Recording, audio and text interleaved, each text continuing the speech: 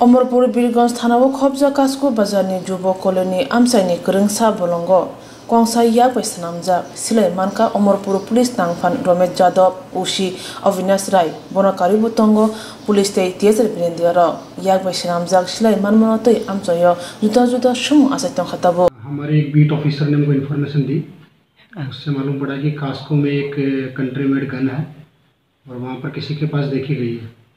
जब हम उस स्पॉट पे गए आज सुबह तो वहाँ पर कंट्री मेड गन हमको मिली, लेकिन पर्सन कोई भी नहीं था।